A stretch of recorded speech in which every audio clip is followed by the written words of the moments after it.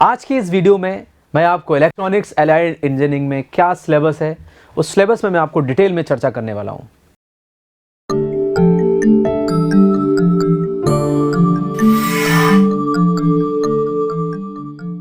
Hello everyone, welcome at Nimbus learning powered by engineers academy.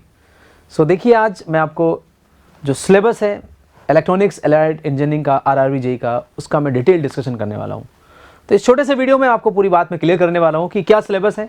आप ध्यान से देखें, आपको पूरी सिलेबस क्लियर हो जाएगी और हल्का फुल्का बताऊंगा आपको कि इसको कैसे पढ़ना चाहिए, उसके बारे में मैं चर्चा करता हूं। तो ध्यान से मेरी बातों को सुनेंगे, आप समझने की कोशिश करेंगे। देखिए ध्यान से आप, मैं फिर से रिपीट कर दूं, ये सिलेबस किसके लिए बता रहा हूं मैं? ये सिलेबस बता रहा हूं मैं आपको electronics and allied engineering.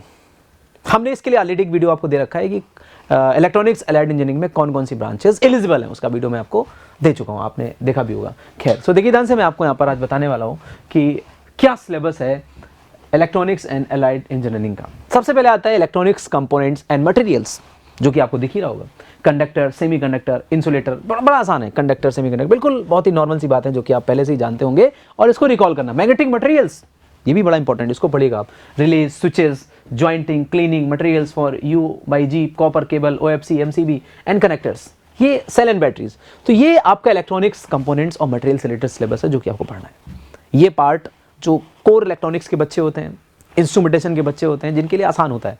But कई बार जो बच्चा कंप्यूटर साइंस है, उसके लिए थोड़ा सा चैलेंजिंग होता है, बट बहुत बेसिक होता है। अगर आप आराम से पढ़ेंगे तो आपको क्लियर हो जाएगा, कोई बहुत ज़्यादा दिक्कत नहीं है, बहुत ही बेसिक आता है। मैं भी कुछ शॉर्ट्स वीडियोज़ भी डालूंगा, मैं आपको दिखाऊंगा। उन वीडियोस में ये पर्पस नहीं कि मैं क्वेश्चन सॉल्व करूंगा, मैं इन क्वेश्चंस को ऐसे शॉर्ट वीडियोस में डालूंगा ताकि आप चलते फिरते देखें और पेपर का लेवल देखें। The questions are very easy, यानी आपको फंडामेंटल अगर आते हैं तो आप आराम से कर सकते हैं, कोई दिक्कत वाली बात नहीं है। चाहे आप CS ब्रांच से रहे हो, मैंने अभी लास्ट वीडियोस में आपको बताया हुआ था कि कहीं ना कहीं इसका क्या कौन कौन सी ब्रांचेस एप्लीकेबल है। आप चाहे CS से हो, चाहे आप इंस्ट्रूमेंटेशन से हो, इवन चाहे आप इलेक्ट्रिकल से भी हो, मतलब मैं कहना चाहूँगा। लेकिन जो सिलेबस है, अगर बात करें इलेक्ट्रिकल, वैसे सिलेबस अलग है, बट पॉइंट इज दैट, यहाँ पर अगर बात करते हैं इलेक्ट्रॉनिक्स की, तो हमारे पास ये सिलेबस है। देखिए इधर से आप, इलेक्ट्रॉनिक डिवाइसेस एंड सर्किट्स, यहाँ पर मेरे पास क्या है? PN जंक्शन, सिंपल ये डायोड है मेरे पास यहाँ पर, PN जंक्शन डायोड। थारिस्टर जो कि शायद पावर इलेक्ट्रॉनिक्स से रिलेटेड आपको शायद पता होगा। ओके, डायोड हो गया, ट्रायोड हो गया, सर्किट्स हो गए। तो ये इलेक्ट्रॉनिक डिवाइसेस एंड सर्किट्स में junction, transistors, amplifier, oscillator, multivibrator, counter, है ना, एंड रेक्टिफायर्स एंड इन्वर्टर्स, ये सारी चीज़ें आपको पढ़नी है। तो अगर आप मिला जुला के देखें तो इसमें अभी हल्का सा आपने ऑब्जर्व किया कि इसमें बेसिक इलेक्ट्रॉनिक्स है और थोड़ा सा इसमें मटेरियल्स के बारे में है, और साथ के साथ अगर बात करें तो इसमें हल्का सा पावर इलेक्ट्रॉनिक्स भी है, अगर सब्जेक्ट के हिसाब से आप देखें तो। ये टॉपिक छोटे। फिर डिजिटल इलेक्ट्रॉनिक्स, जो कि सीधा सब्जेक्ट आपको पता ही है। Number system very easy, binary codes, Boolean algebra, logic gates, counters, combinational sequential logic circuit, A/D, D/A, unlock two digital converter, digital unlock converter, ये सारा मेमोरीज, ये आपको पढ़ना है, जो कि पूरा एकदम डिजिटल इलेक्ट्रॉनिक्स है। इसमें कुछ है भी नहीं, बहुत ही साधारण सी बात है। और ये CS और इलेक्ट्रॉनिक्स जो भी बच्चे हैं, उससे एलाइड इंजीनियरिंग वाले जो भी इलेक्ट्रॉनिक्स हैं, उनको सारा ये सिलेबस आता है और बड़े अच्छे से वो जानते भी हैं, कॉलेज में पढ़ा होगा और बड़े आराम से इसको समझा भी जा सकता है। तो ये तीनों चैप्टर्स आपको, मुझे लगता है, बड़े अच्छे से क्लियर होंगे। एनीवे, और आप इसको पढ़िएगा। लीनियर इंटीग्रेटेड सर्किट, इसमें आपका ये ओपैम हो गया। ओपैम बहुत ही बेसिक पूछा जाता है, सिंपल सा आता है आपसे। Introduction of operation amplifier, linear applications, non linear applications, है ना, voltage regulator and timers and phase lock circuit, phase lock loop circuit भी आपको पढ़ना है, ठीक है ना, जिसको अपन PLL बोलते हैं कई बार। इसके बाद micro processor and micro controller, जो कि बड़ा इंपॉर्टेंट है और बड़े आसानी से कवर अप किया जा सकता है। जहाँ पर इंट्रोडक्शन टू माइक्रो प्रोसेसर 8005 पढ़ना आपको है, उसकी working, assembly language programming and peripherals, other microprocessors and microcontrollers, ठीक है ना। And then we have what, electronics measurement भी पढ़ना है आपको, बहुत ही ब्रीफ सा मेजरमेंट भी पढ़ना है आपको। क्या है? Measuring system, basic principle and measurement and range extension methods and LCD LED panel and transducers, ठीक है ना। And finally we have a communication पढ़नी है आपको, introduction to communications, and here we have a modulation techniques, multiplexing techniques and wave propagation, transmission line characteristics, OFC। मतलब मैं ये बताना चाह रहा हूँ कि जो सिलेबस मैं आपके साथ डिस्कस कर रहा हूँ, ये सिलेबस ऐसा है जो बहुत ही आसानी से कवर अप किया जा सकता है। आप देखते हैं कि कई बार आपको इस सिलेबस को कवर अप कराने के लिए हमारी जो टीम है इंजीनियर्स एकेडमी निम्बस लर्निंग, लगातार आपको अलग अलग तरीके से हेल्प करती रहती है, चाहे वो आपके पेड कोर्स में हो, चाहे आपके यूट्यूब कोर्सेज में हो। आप हमेशा आप जुड़े रहेंगे तो आपको कुछ ना कुछ मिलता रहेगा। तो मैं एक बार इस सिलेबस क्लियर कर रहा हूँ, और ये पूरा का पूरा जो सिलेबस है बहुत ही इजी सिलेबस है, और इसमें जो क्वेश्चंस आते हैं दे आर वेरी इजी। अगर एक बार आप सारे सिलेबस से गो थ्रू हो जाते हो तो पेपर को आप बहुत आसानी से क्रैक कर सकते हो।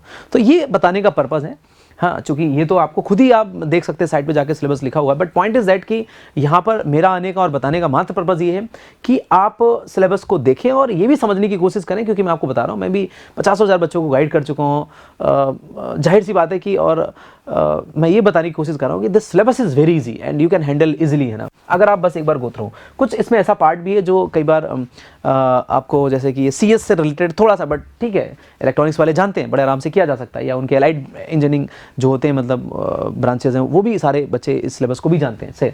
खैर एनीवे, डाटा कम्युनिकेशन नेटवर्क ये भी आपने पढ़ रखा होगा, चाहे इलेक्ट्रॉनिक्स हो, चाहे इन्फॉर्मेशन टेक्नोलॉजी का बच्चा हो, चाहे CS का बच्चा हो, चाहे जो अलाइड इंजीनियरिंग उससे रिलेटेड जो ब्रांचेज हैं वो भी अच्छे पढ़ते हैं। एंड कंप्यूटर प्रोग्रामिंग में programming concepts, fundamental of C and C++ पढ़ना है, operation of C and C++, control statement, function, arrays, strings, pointer, file structures, data structure, तो बहुत ही बेसिक कंप्यूटर है, मतलब इसमें कोई बहुत टफ नहीं है। C++ बहुत इजीली हैंडल करी जा सकती है और बहुत उसमें डेप्थ में कोई प्रोग्रामिंग नहीं आने वाली है।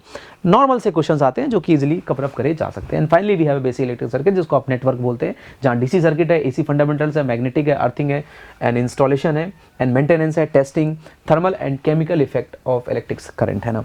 तो बेसिकली इसमें हल्का सा आपको यहाँ पर नेटवर्क पढ़नी है, ऐसे आप कह सकते हो, सर्किट थ्योरी पढ़नी है।